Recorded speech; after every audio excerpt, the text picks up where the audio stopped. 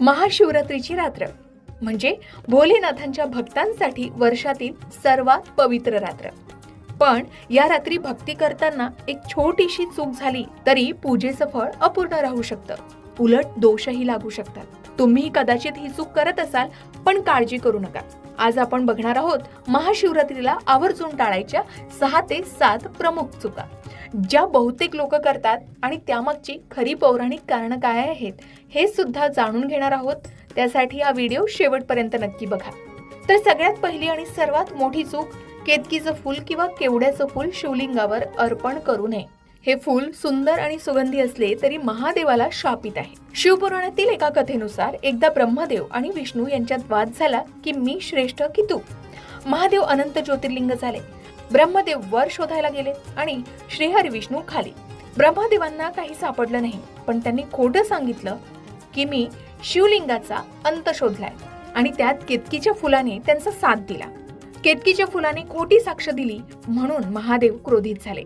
त्यांनी केवड्याच्या फुलाला शाप दिला की माझ्या पूजेत तुझा कधीच स्वीकार होणार नाही, तू शापित आहेस.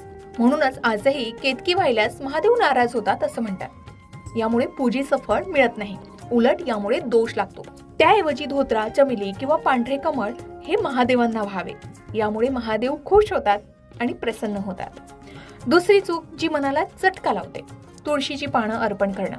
होय, तुळस विष्णुप्रिय आहे, लक्ष्मीचं प्रतीक आहे, पण शिव हे वैराग्य आहेत, संन्यासाचे रूप आहे. तुळस त्यांना अर्पण करू नये. त्याऐवजी बेलपत्र भगवान शिवाला अर्पण करावेत. यामुळे भगवान शिवाची प्रेमळ साथ मिळते. तिसरी महत्वाची गोष्ट म्हणजे हळद आणि कुंकू. शिवलिंग हे पुरुष तत्व आहे, शुद्ध निर्विकार आहेत. हळद कुंकू हे स्त्री तत्व मानलं गेलंय, सौभाग्याचं प्रतीक मानलं गेलंय. म्हणून ते शिवलिंगावर कधीच अर्पण करू नये. त्याऐवजी शिवलिंगाला पांढरे चंदन किंवा भस्म अर्पण करावे आणि भस्म लावताना आपण महादेवाला म्हणावं की माझा अहंकार भस्म कर. यामुळे नक्कीच भगवान महादेव प्रसन्न होतात. चौथी चूक, तांब्याच्या पात्रातून दुधाचा अभिषेक कधीही शिवलिंगाला करू नये.